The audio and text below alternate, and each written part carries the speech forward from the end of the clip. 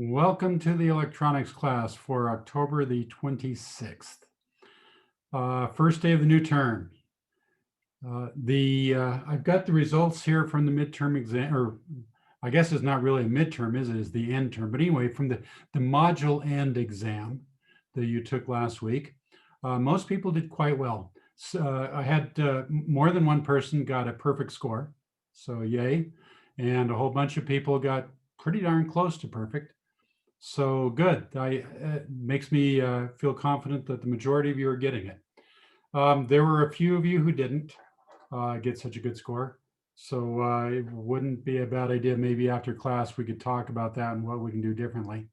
But I think most of you are doing fine. So I'm going to go ahead and move on. So we are now finished with the resistor networks. Up until now, we've worked with resistors that are hooked up in series, resistors that are hooked up in parallel, and then networks of resistors that are a combination of series and parallel. I think we've pretty well nailed that one. So let's set resistors aside and let's start working with something that has a name that sounds kind of like resistor, but it's a very different device. It's called transistor. Transistors are the heart of modern day life, really. I mean, it's because of transistors that we're able to talk to each other right now over this computer network. If it weren't for transistors, that wouldn't happen. Basically, anything electronic is based on transistors. So you're going to get to learn how they work here. But it turns out that before you can understand transistors, there's another device that is very closely related. What's that? Okay, there's another device that's very, very closely related to a transistor. It's called a diode. And we have already had experience with diodes. We've been working with light emitting diodes. We treated them as if they were just little light bulbs, but they are actually much more than just a little light bulb. So let's open this up here. All right. So on the left side, you see this is what the diode looks like in Tinkercad. And on the right here, this is what a real diode actually looks like. And diodes come in different colors. They don't have to be red. They come in blue, yellow, green, you name it. There are lots of different colors there. Okay, hang on while okay, all right. Now,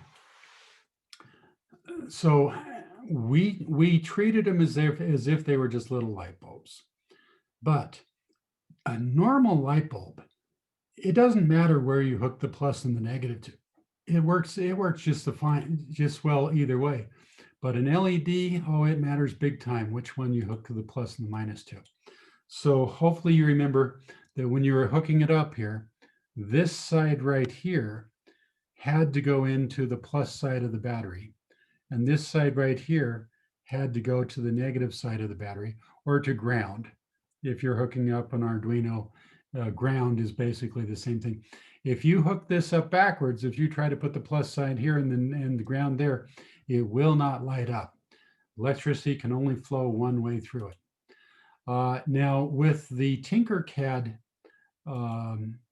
LEDs, they've got this little kink right here. And so that's a good way to know. The one with the kink in it, that's the one that needs to be on the plus side. But if you look at a real LED, it doesn't have the kink there. So that's not going to help us know. What it does have is it has on the leads here, one of these leads is longer than the other lead is. So the long lead, that's the one that has to go to the plus side. And the short lead is the one that goes to the minus side. Now, the reason these leads are so long is because you can put them through a special piece of plastic called a printed circuit board. So let's say that this is our printed circuit board here. We put these through, and then we put something on here called solder in order to hold it in place. And then we cut them off right there. So once it's been cut off and you don't have the long side here, then it can be a problem to determine which side is the plus side and which one's the minus side. But there is a way.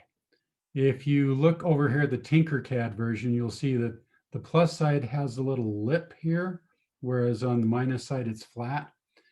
Over here, it's a little bit hard to tell, but it is in fact there. There is a lip here that does stick out more. Over here, it doesn't stick out nearly as much. So on some manufacturers, this is completely flat.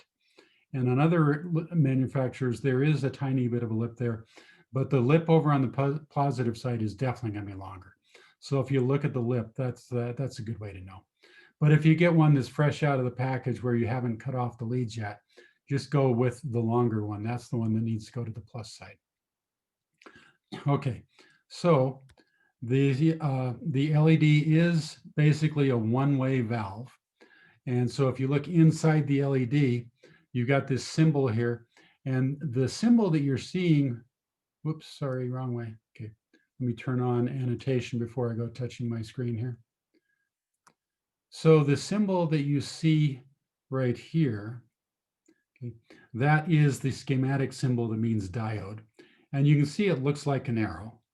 And so it basically tells you what way the electricity can flow. So what that means is the electricity can come in here like this, come through there like that, come out here like that. That way the electricity will flow. If you try to make the electricity flow the other way, it will not work.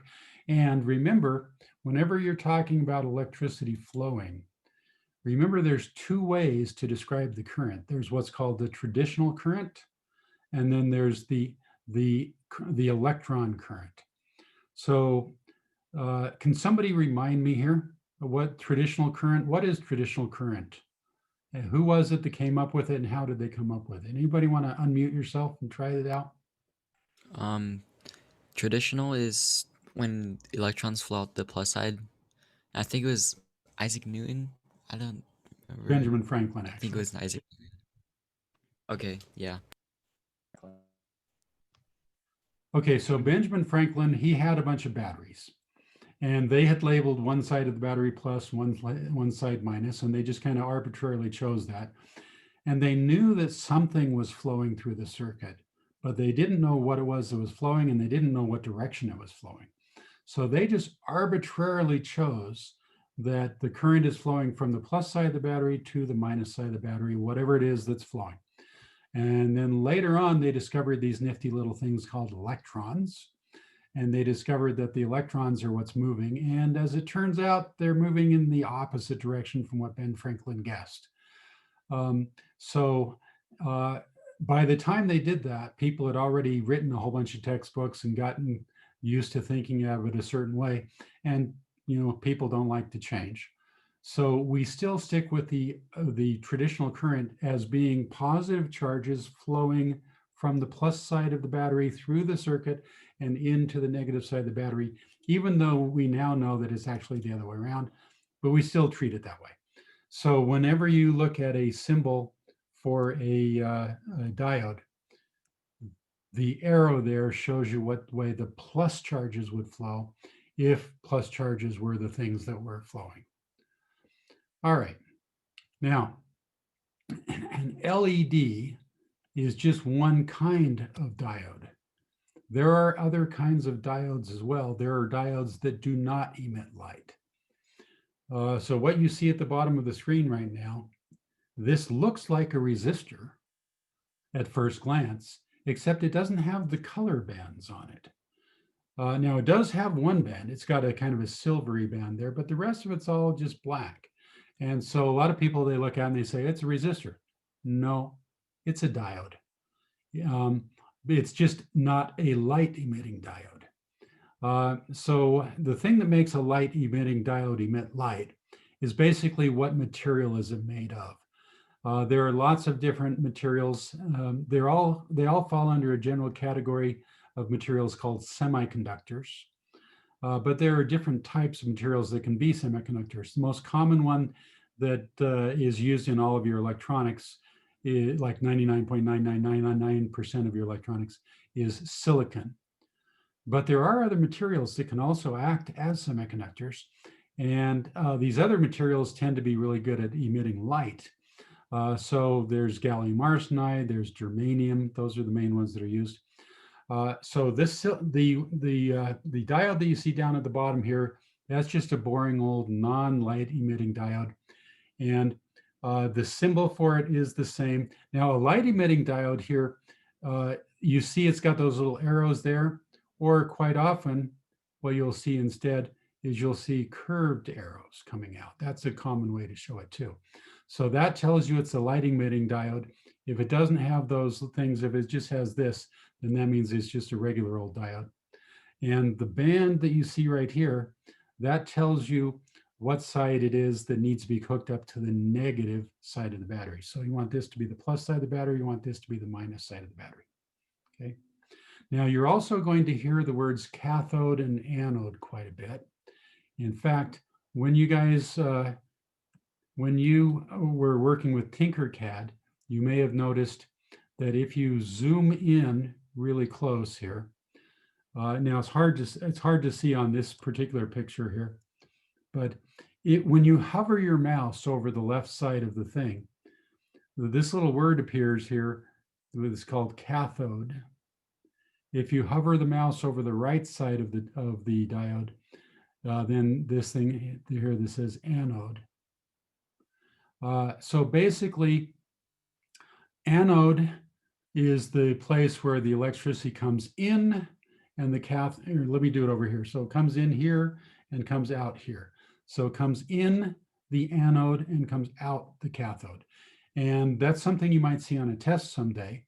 So remember, the first letters of anode are an, which is very similar to the word in, okay? And the first letters of cathode are cat. And what do you do frequently if you have a cat? You have to put the cat out, right? So it can do its business or whatever it is that cats do when they're wandering around outside. So put the cat out, okay, and an is in. So this is something that you're going to see not just on diodes, but there are lots of other electrical devices where you're going to have something labeled cathode and anode. And so remember, anode is where the electricity has to come in to the device, and the cathode is where the electricity comes out of the device, assuming that when we talk about electricity, we're talking about the traditional current. All right. So, oops, I didn't want to do that. Let's go back to here again. All right. So what good are diodes? Well, obviously for emitting light, they're good for that. At least some of them are. But what about these non-light emitting diodes? Why would anybody want to use a non-light emitting diode? Somebody want to unmute themselves and tell us here, or chat, or you could type something in the chat box. What are diodes used for in real life other than emitting light?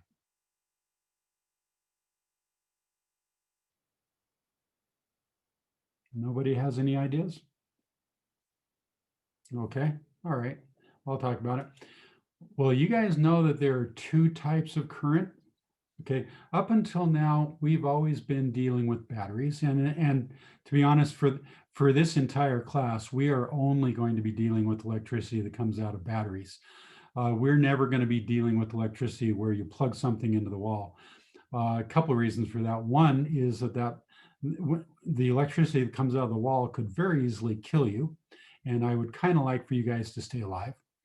And then the other is that the electricity that comes out of the wall, it's alternating current. So it flows one direction for 1/60th of a second, actually 1/120th of a second. And then it flows the other direction for another 1/120th of a second. So one complete cycle over and back takes 1/60th of a second. So this electricity is actually constantly going one way and then the other way, then one way and then the other way. And that introduces a lot of complications that I just don't want to deal with in an introductory electronics class. In an intermediate or an advanced electronics class, then I would gladly talk about it. There are very good reasons for why alternating current is used. But in order to understand those reasons, you would need to understand physics.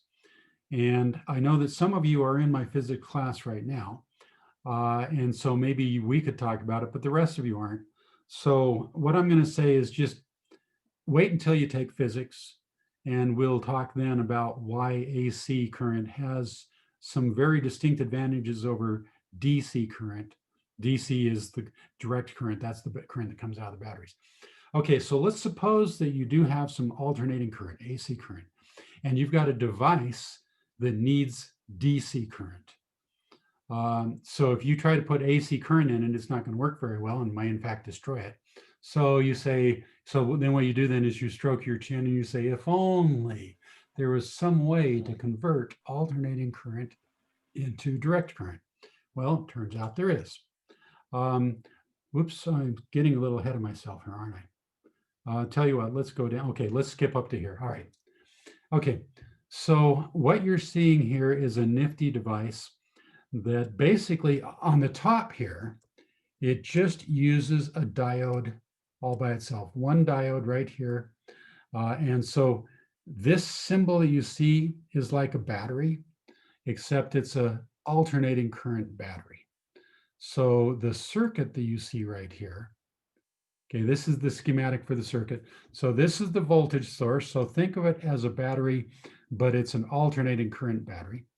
So the electricity comes out of here, it comes to the diode.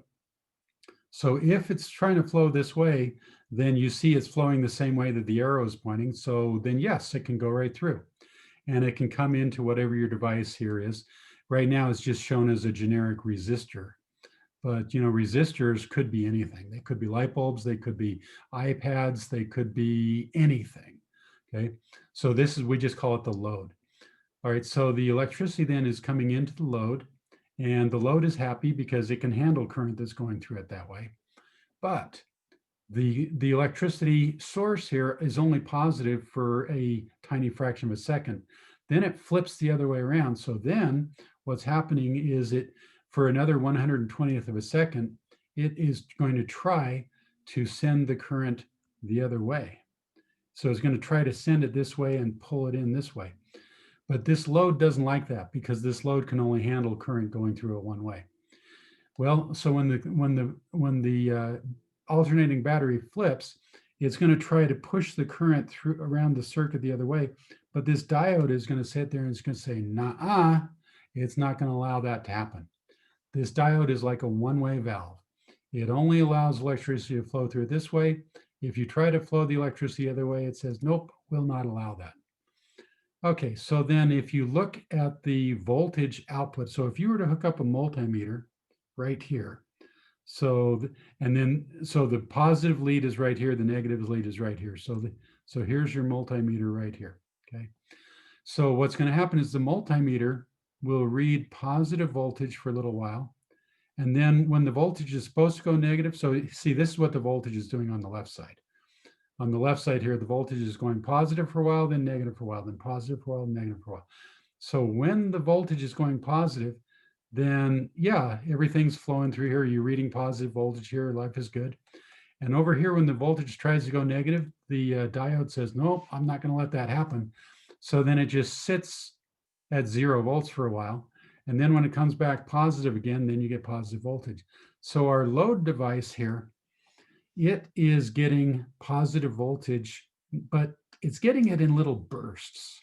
It gets a little burst of positive voltage and then nothing, and then a little burst of positive voltage and then nothing.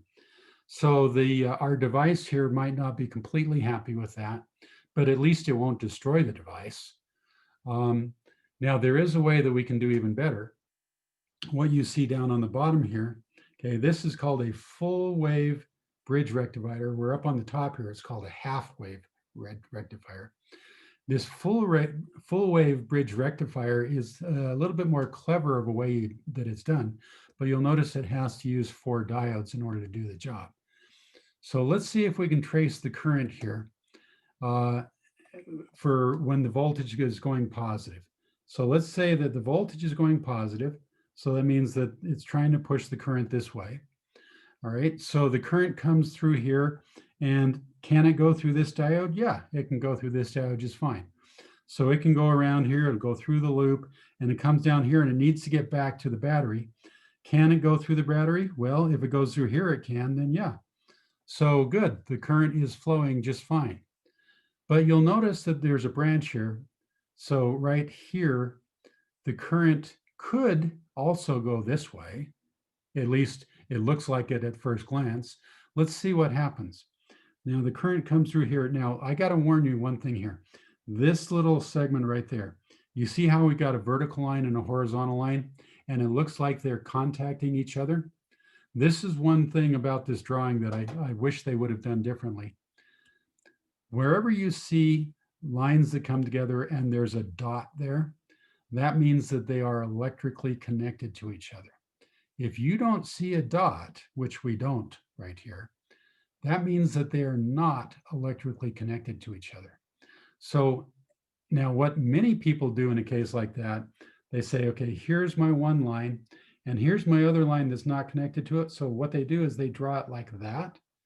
So you see how it's just going over the top. So if they had drawn this line and they had done that like that, then maybe it would be slightly less confusing. But this is the way they did it, so we got to deal with it.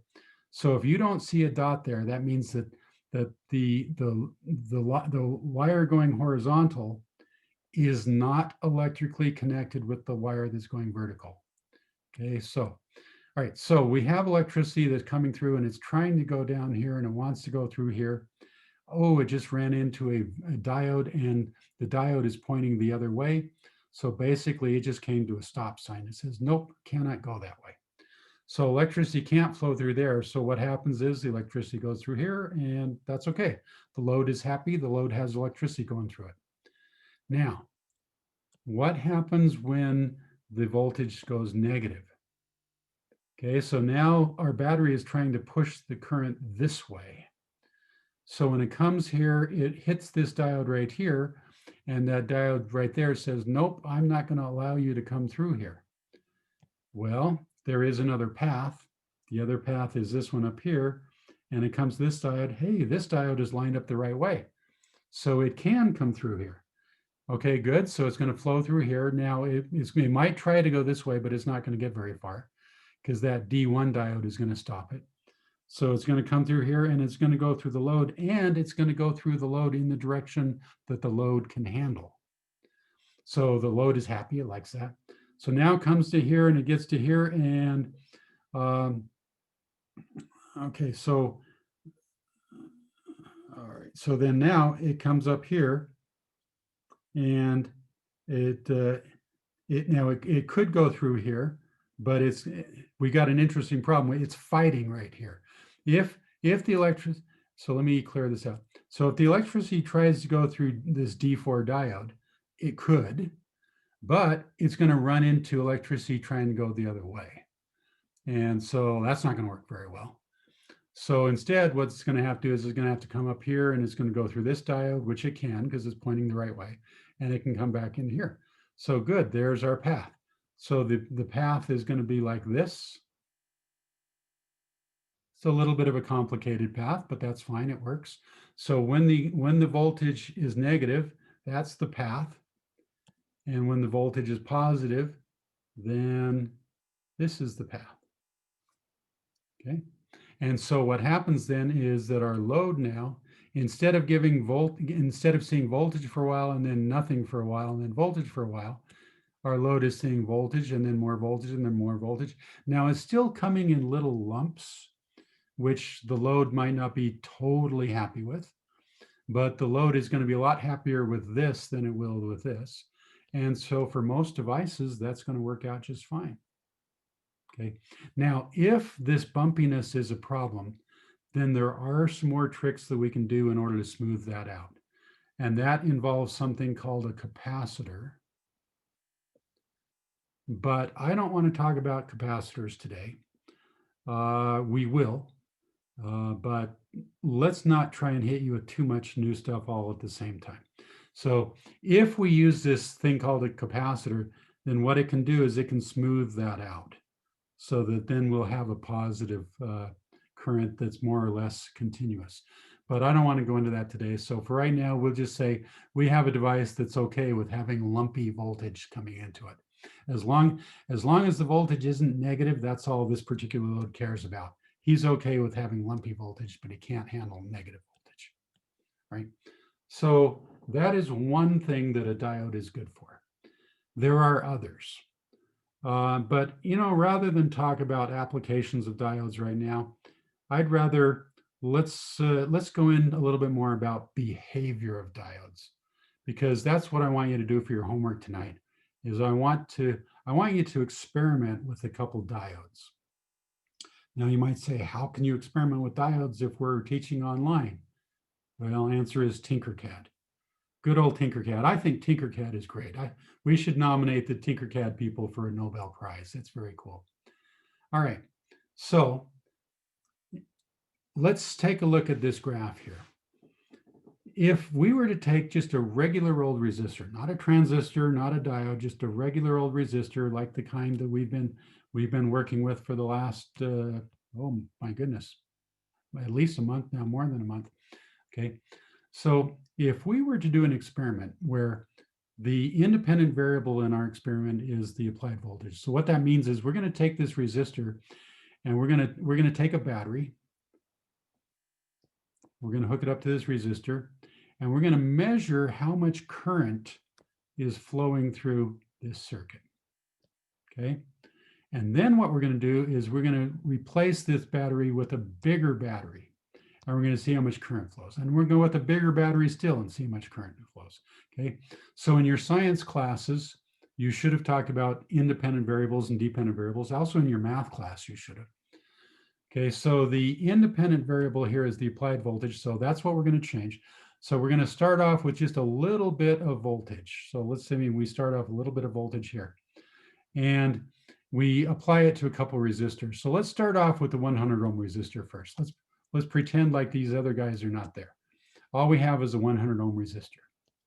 Okay, so if we apply a certain amount of voltage and we measure how much current we're going to get, well, if we use I equals V over R, we can calculate what it is.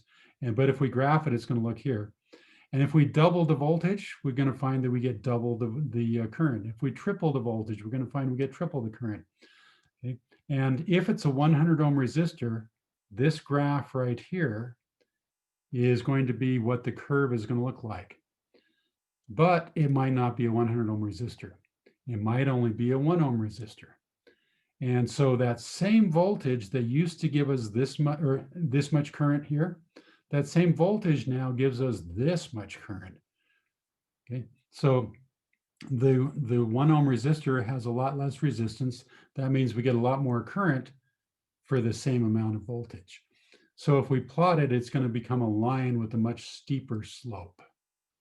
And if we decide, well, let's swap it out for a 10K resistor, a 10,000 ohm resistor, then we're going to find that the same amount of voltage that used to give us a lot of current, now it only gives us a little bit of voltage. Okay, but it's still going to be the case that whatever voltage we get, or whatever current we get, if we double the voltage, we're going to get double the current. It's just going to be double a very small number.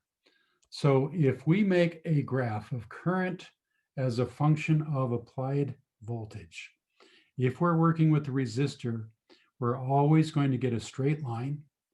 The slope of that straight line is going to be 1 over R. You guys know y equals mx plus b, right? You've all seen that in your math class. If all of our curves all go through the origin, then that b value is 0. And the slope here, hopefully you can realize, is going to be 1 over R. So y is going to be the current, and x is going to be the voltage. So I equals 1 over R times V, or I equals V over R. Okay, so that's the way the resistors work. Okay, so diodes, you might think, let's suppose that we were to do this same experiment with a perfectly ideal diode. So what we're going to do is we're going to start off with 0 volts. And so obviously we would get zero current.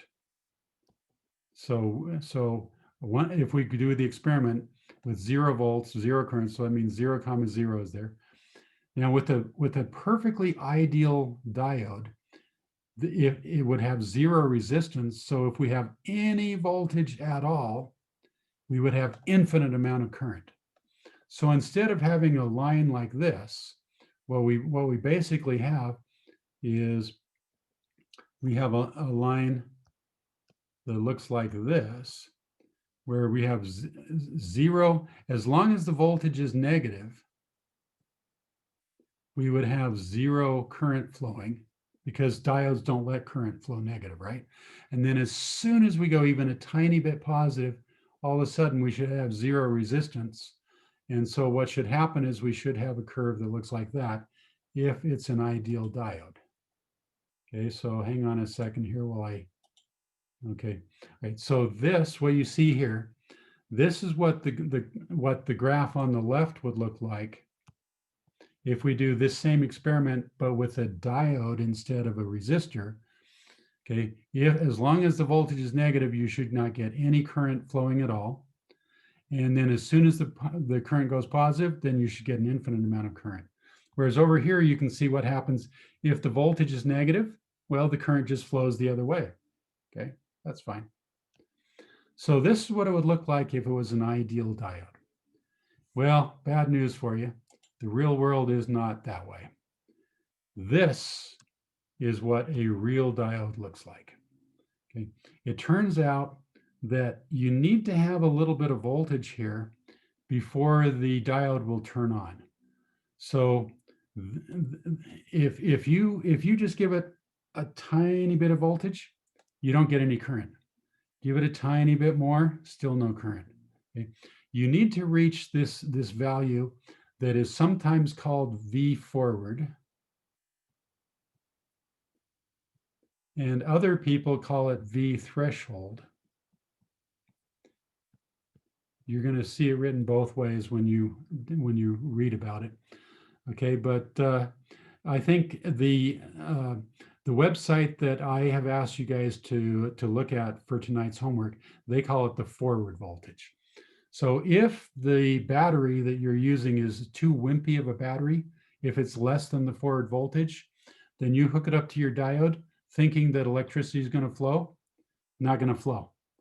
You have to have at least a minimum of this much voltage before the electricity starts to flow through the diode.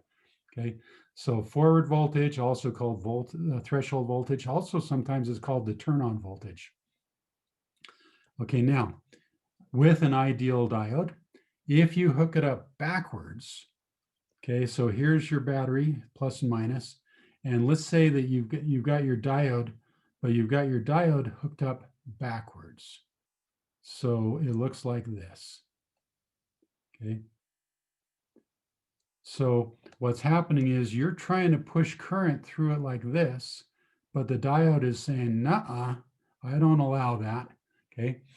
Well, an ideal diode would be able to completely stop any current from going through it. But if you were to do the test with a real honest to goodness diode, you'll find out that it actually does allow a tiny amount of reverse current to go through.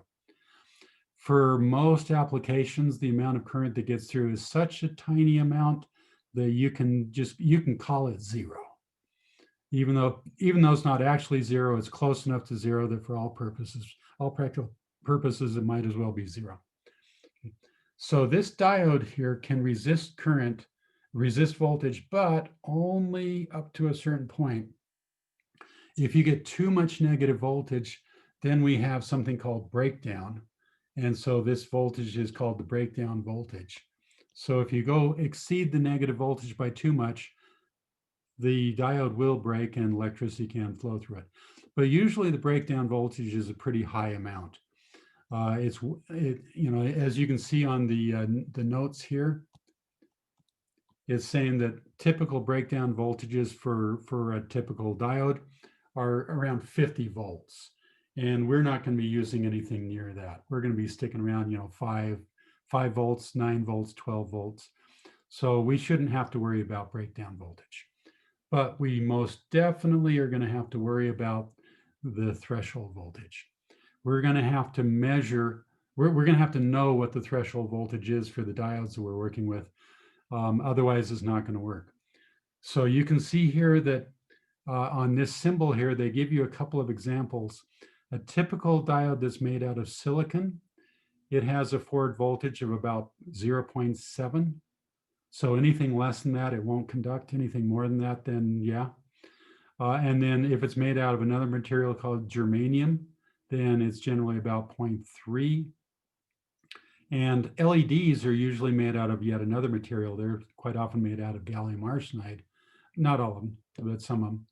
And that has yet a different one altogether. So this is called an I versus V curve.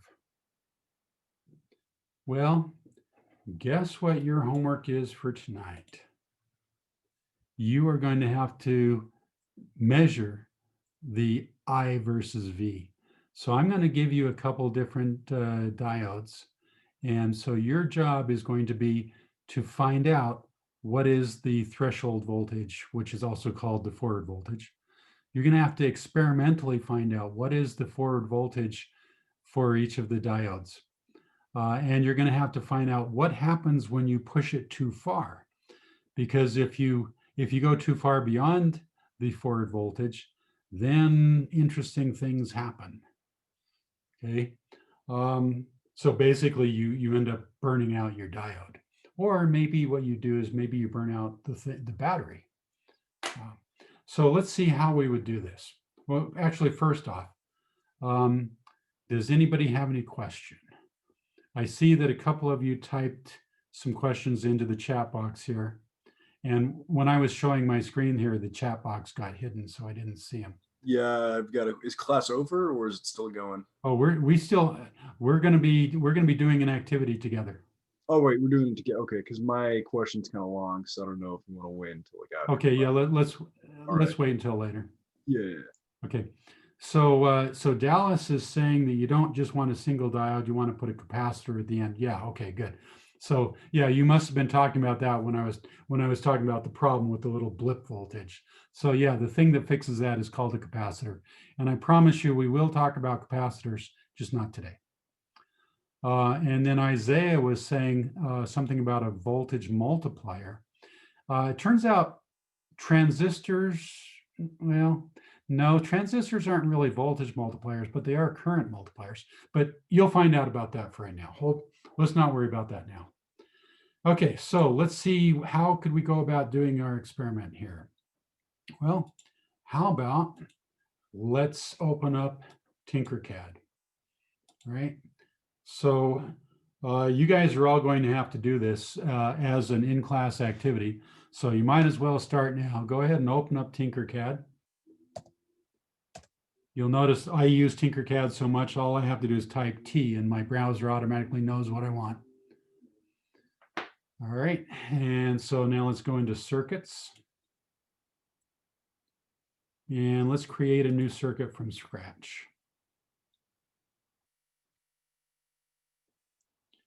All righty. So we have talked about two different types of diodes. So one is the LED. So let's bring in an LED. So there's a light emitting diode. But we also have regular old non-light emitting diodes that we can use. If we scroll down a bit here, right there, that guy right there, that's a regular non-light emitting diode. Okay, and let's zoom in a bit here. Okay, so these are the two diodes that I want to test. Now, so what I want to do is I want to apply different voltages to them and see what happens. So let's start with the light emitting diode. And so I need voltage. So I've got, here's a 9-volt battery, here's a 1.5-volt battery. Let's try the 1.5-volt battery. Let's see what happens with that. Okay, so what I could do in order to test the voltage is I could say, all right, so the lowest voltage that it looks like I can get is if I just have one AA battery here. By the way, anybody remember how many volts I get if I just have one AA battery? 1.5. 1.5. Okay, so if I connect this guy up here and I start my simulation, okay, I'm getting some light out of my diode. So that means current is flowing, but I want to know how much current is flowing. So what I could do is I could break this and I could come down and bring him in a multimeter, okay? And I could hook him up and I could, in fact, let's do it. Why not? Okay, so let's connect that up like that, go like that. and then like this. Okay, so now when I start my simulation, all right, oops, that's volts. I don't want volts, I want amps. Common mistake. Okay, try that again. Okay, hey, this is interesting. Even though it looked like my LED was lighting up, my multimeter says that we're actually not really getting any current flowing through it. So apparently we have not yet reached the threshold voltage. So this LED requires more than just 1.5 volts in order to work. All right, so I need more voltage. Anybody got any suggestions on how I can get more voltage?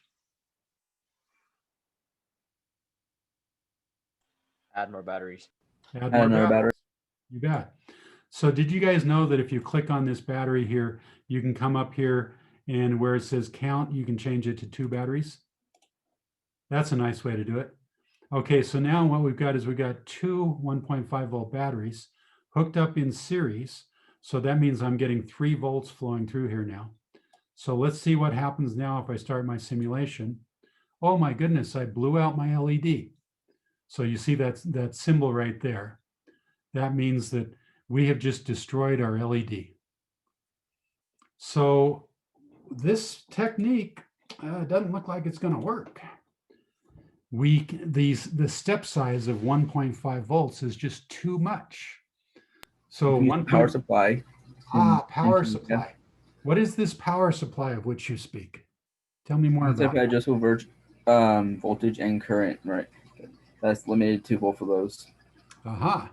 If only we had a power supply. Well, turns out we do. Okay. So let me zoom back out here. Let's get rid of my battery here. So I'll click on it and hit delete. Okay, so if I scroll down in here, okay, I'm not seeing a power supply anywhere. Maybe it's under the, instead of the basic components, maybe it's under the all components. So let's change to all. So now I'm seeing a whole bunch of stuff that wasn't there before. And one of them is a capacitor. Isn't that interesting? So in fact, 2 of them are capacitors, but today's not capacitor day. That comes later. Okay, so if I keep on scrolling down, I have to scroll a long ways because boy, there's a lot of cool stuff in here that we can play with. Okay, eventually, oh, now here's power. You might think that would be the category we want, but actually it's not. We have to keep on going. Here we go, instruments. Here is a thing called a power supply. This is what we're going to want. Okay, so a power supply is a wonderful thing. So you can think of it basically like a variable battery. So when we start the simulation here, we can dial up whatever voltage we want within limits. Okay, this thing's not perfect. There are some limitations that it has. But basically, we can dial up any voltage we want. And now the bottom dial here sets what is the maximum current that you're going to allow. So let's see how that works. So let's go back to basic components. Let's just bring in a resistor, just your normal old everyday resistor. So let's hook that up to there. Hook this up to here. Okay, and so now if we start our simulation, what you'll see is that we're putting 3 volts across the resistor and we're getting 3 milliamps, which is about right because this is a 1 kilo ohm resistor. Okay, so whatever the current is going to be 1/1000th of whatever the voltage is. So I can turn up my voltage to be basically whatever I want up to 30 volts. Once I reach 30 volts, that's the maximum. Okay. Now, what if this resistor, instead of being a 1 kilo ohm resistor, what if it's just a 1 ohm resistor? Okay. Well, now you see that with 4.5 volts, I'm getting 4.5 amps. That's a lot of current. You guys, you may remember that all of the example problems that we've ever been doing in this class, when we calculated the current, it always worked out to be some number of milliamps. An amp is actually a lot of current. If you've got a wire and you're flowing an amp through it, if it's a skinny wire, that wire is going to get really hot. And if it's a resistor, that resistor is going to get really hot. Okay, so 1 amp is actually a lot. But hey, what the heck? Let's see what happens.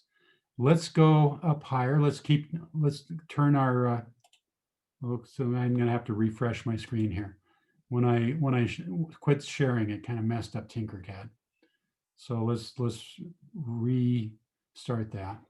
Okay, so watch what happens. Why is it still not doing it? Did I break something? I think I just broke Tinkercad. Your stimulation is still on. My what's still on? Stimulation is still on. Yeah, that's what I want. I want it to be on. Oh, I thought you were trying to move something around.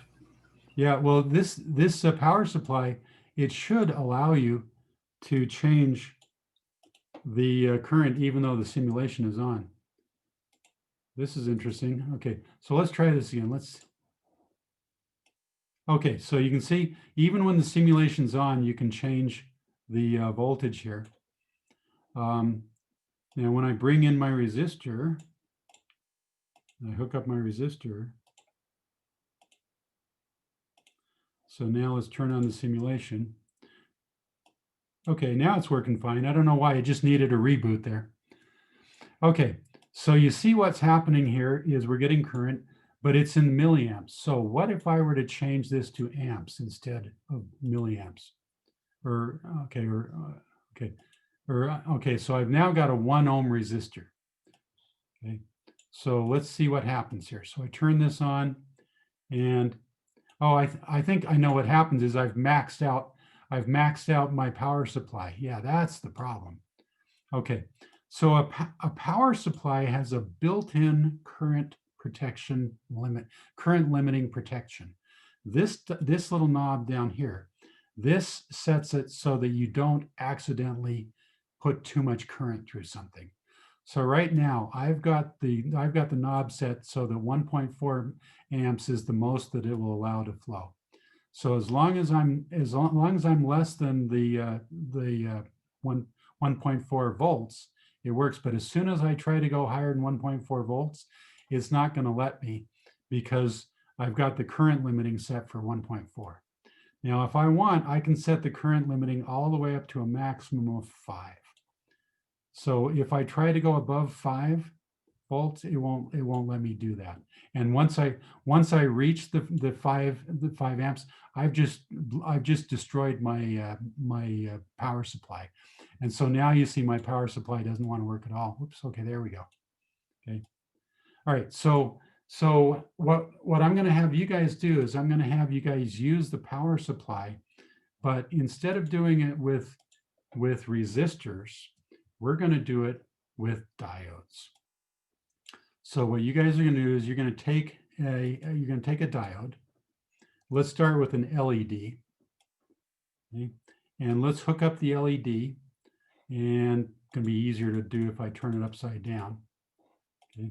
So you'll notice I can just go ahead and plug it right in there like that. That's kind of nice. I don't have to do it that way. I mean, I could use wires if I want, but I'm thinking, hey, let's just plug it in. That's a nice feature. Okay. So now what I want to do is I want to find out what is the threshold voltage of this diode. I want to find out what is what's the voltage that I need in order to turn this thing on. Okay, so what I'm going to do is, well, okay, obviously 29 volts is way too much. I just destroyed this diode. Okay, so let's set it down here for 0 volts. Okay, all right, so 0 volts, yep, my diode is good. I haven't blown it out. So if I grab the knob here and I try to change the voltage using the knob, it's hard to get the fine control that I really need.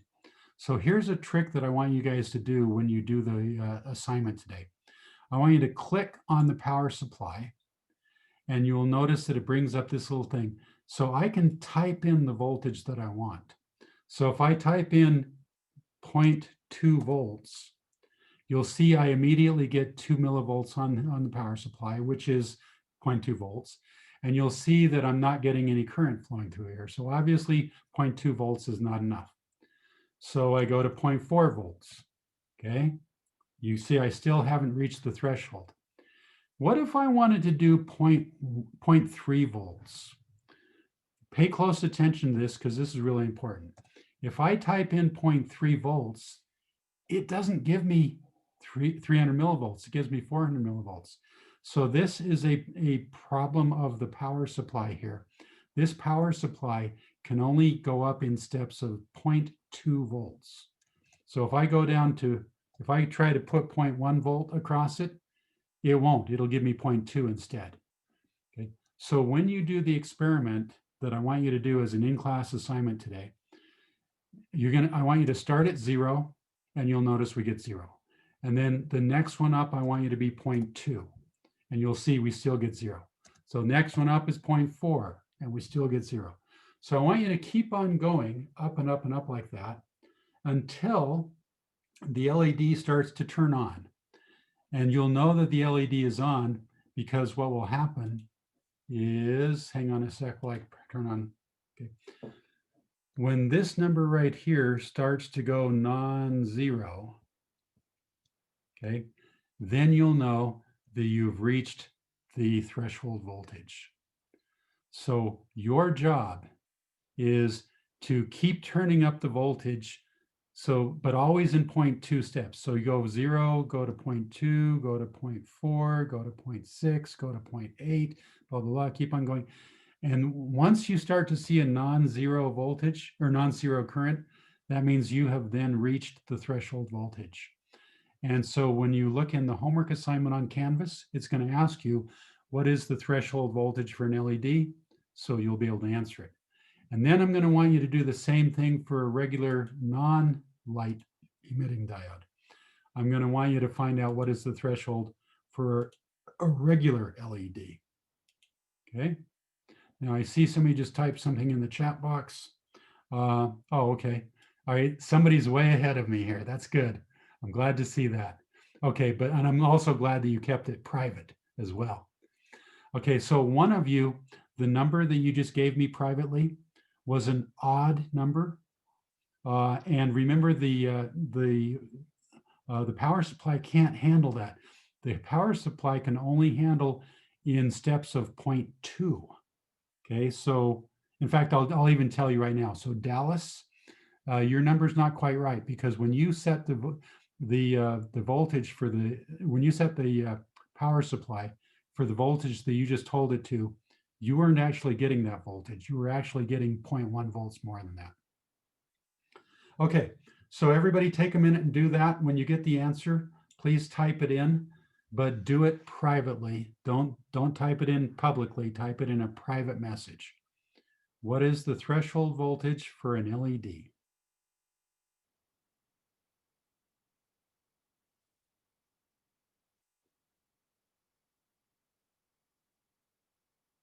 Okay, Brandon, I think if you dial it back a little bit, you'll find out that you do get some current at a slightly lower voltage than that.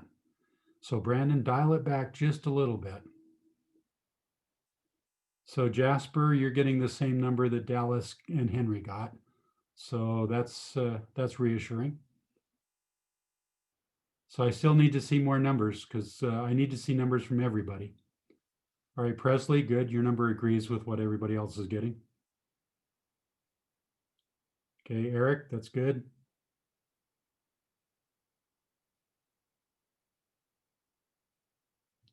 A couple of you still haven't replied yet.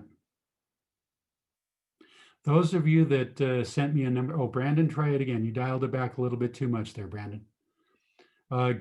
So Brandon, if you're trying to use the knob to change the voltage, you can't get the fine control that you need. So don't use the knob. Instead, type the number into the square that you see right here. Okay, type it into there. If you try turning the knob, your control is just not good enough. So Isaiah, same thing with you. You're a little bit too low there, Isaiah. Go higher. Lily, very good. That's right. Simon, yours is no different than anybody else's. So if you type it in rather than using the knob, you'll find out that it works.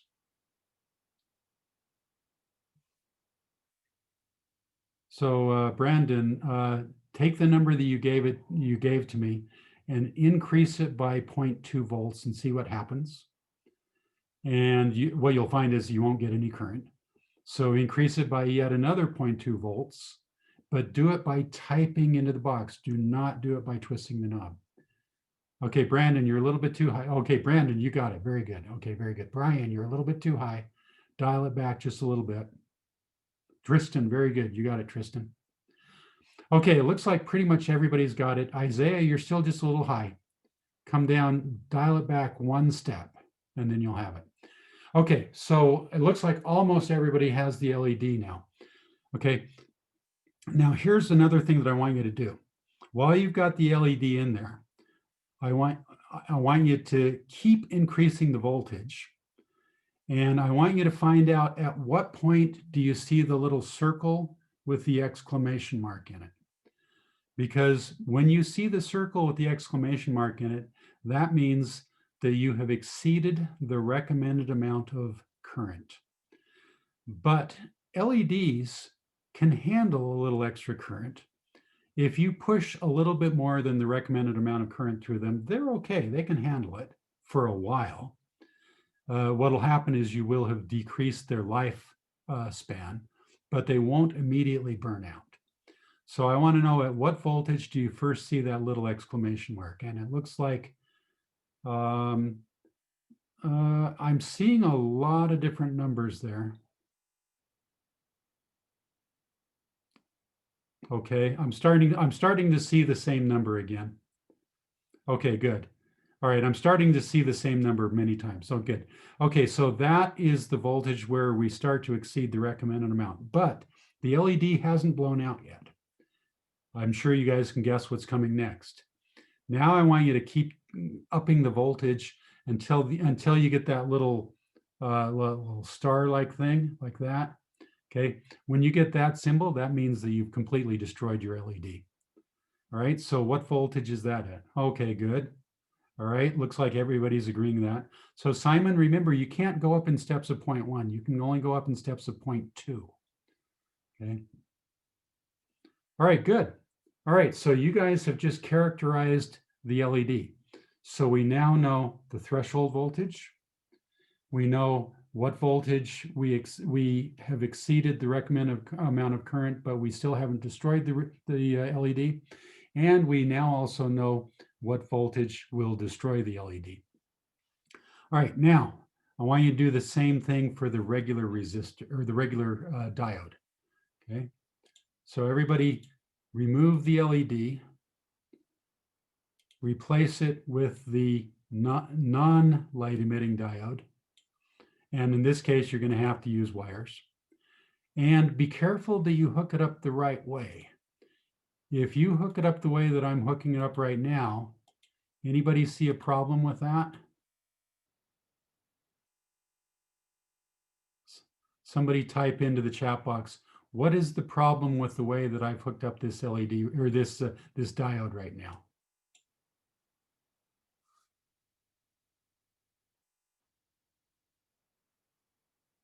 Remember what, yes, it's backwards. That's exactly right. Yes. So remember what I said about diodes. Okay.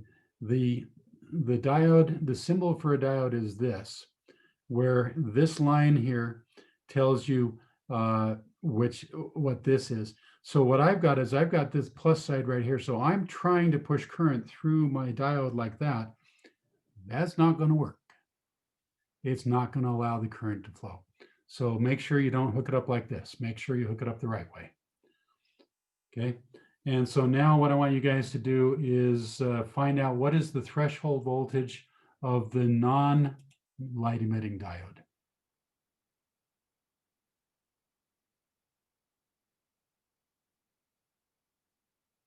Okay, I'm seeing one number. Keep going. I want to see some more numbers. Okay, so I'm seeing three numbers. They're not quite the same.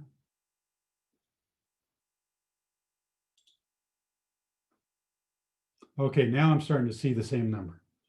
Okay, that's a little bit more encouraging. Hang on a sec while I open up a document here.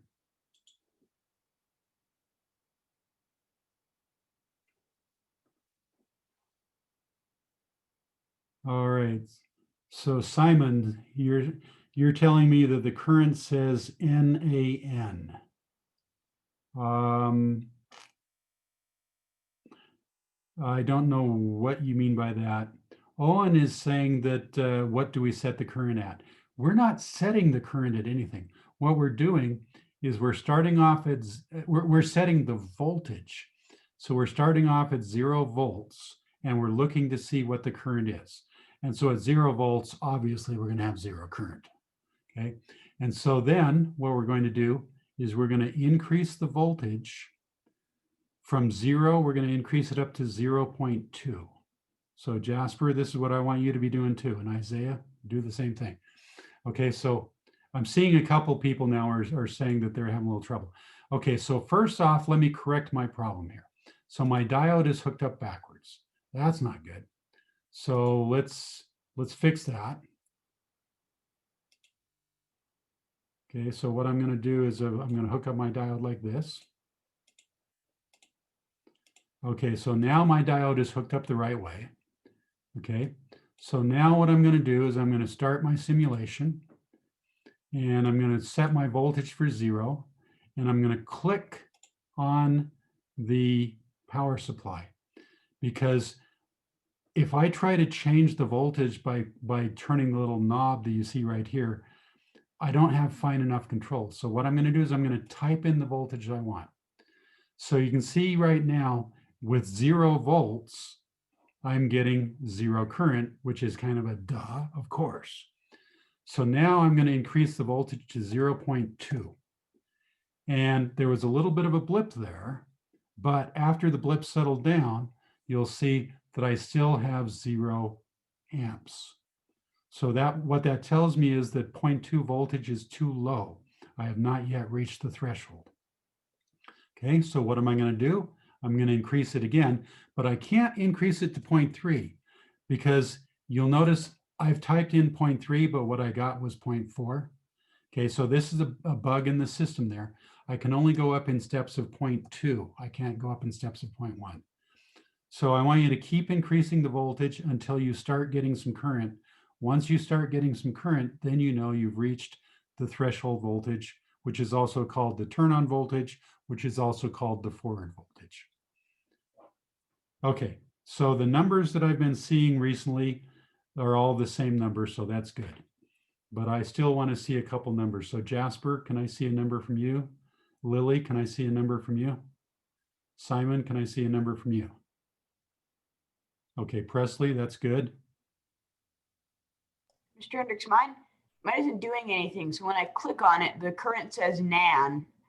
Okay, so it and could the be, voltage, I can adjust it, but nothing happens. okay. All right, so it could be that you've got this knob set down here to 0.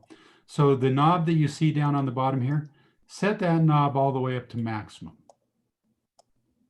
And if that doesn't work, then try refreshing your page, because Yeah. remember how a couple minutes ago I had the same problem where I kind of messed up my my power supply. So I just refreshed my Okay. page and then that seemed to fix it. Okay, Owen, I see your number, but I also see the question mark. Why do you have a question mark there? You should say it with an exclamation mark, not a question mark. So Jasper, if your Tinkercad is being weird, then here's what I want you to do, Jasper. See this knob that I'm turning right here? I want you to set this knob up here to maximum. And then I want you to go up and I want you to refresh your page. And then hopefully that'll take care of it.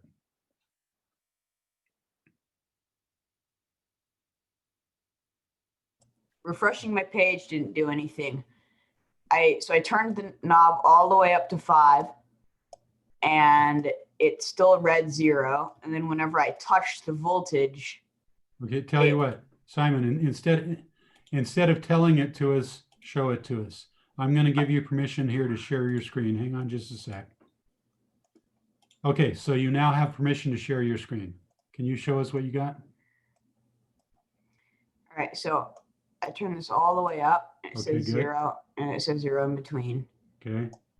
But then I touch this and the knob goes all the way back. Yeah. This current is. Okay, your voltage is too high. Take the knob up at the top, set it down to 0. All the way to 0. Okay. All right. Now, so now what I want you to do is click on the power supply. The diode is backwards. Oh, yeah, Oh, that'll yes. do it for I've tried sure. it both ways though. Well, it definitely won't work this way. I mean, it's definitely backwards right now. So you got to fix that for sure. Okay. Right. All right. Now click on your power supply. Okay. Click on the power supply. Okay, good. And now type in 0.2. Okay. Now notice you're, let's see. No, you're still at 0 there. No, it says 0.2. That's weird. Oh, I know what the problem is. Okay, so now, Simon, I want you to come over to your power supply and the lower knob. Yeah, turn the lower knob. Yeah, that. Turn it all the way up to max. Okay, good. Okay, now you're going to be fine. Okay, so you know at 0.2 you're getting 0, so now go to 0.4. It reset, and that's still saying 0. Okay, well, try it again. Okay, you got to reset that lower knob. It's not, as long as that lower knob is where you got it, it's not going to work at all. Okay. Maybe try changing it in the text box, the current to 5. That's what I'm doing. Okay, yeah. Yeah, go into current, type 5 in. No, he's talking about the Oh, I the see, text I box see. for current. Okay, Okay. there. Okay, now you should be good. Okay. Okay, so let's see All what right. happens now.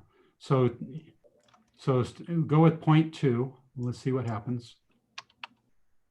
Okay, good. All right, so we haven't reached the threshold. Now try 0.4. Okay, we still haven't reached the threshold. Now try 0.6. Okay. Aha, we're getting Something current. we did there worked. Thanks.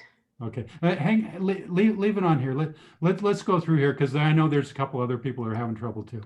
Okay. All right, so now we know that the threshold voltage for this particular diode is 0.6, which is very different from the LED. Okay, now let's see what happens if we keep going higher. So change that 0.6 to a 0.8.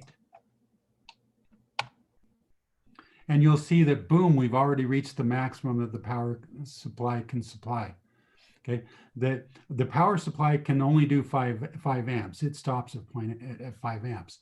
So you'll see that with this diode that we have right here, if we go anything above the threshold voltage, then boom, we just get an essentially infinite amount of current. That doesn't happen that way with the LED. With the LED, it allows us to go up a little bit more. All right, you guys see how that works? Okay, now, okay, so Simon, you can stop sharing now. So we are almost done, but not quite. There is one more question that when you look on Canvas, you're going to see that there are several questions on Canvas that you need to do in order to submit for today's assignment. So most of the questions we have now answered together as a group. But you'll see that at the end of the assignment, there's one other thing that I want you to just kind of play with on your own. I don't want to give you the answer. I want you to just play with it and see if you can figure out the answer on your own. And so once you do that, then you will be done. So I think I'm going to end the class now. But before I do, let me just say, any questions? So I know, Brandon, you had a question that you wanted to discuss, so we'll hold off on that. But the rest of you, if you don't have any questions, then you can go ahead and type bye into the chat box and you can go ahead and log off. But remember, in order to get credit for what we did today, you have to answer the questions that are on Canvas. You have to type in the numbers that we came up with. Okay, but that's pretty much it. So everybody, goodbye. And Brandon, I'll go ahead and turn off the recording so that we can discuss your question. Yeah, all right.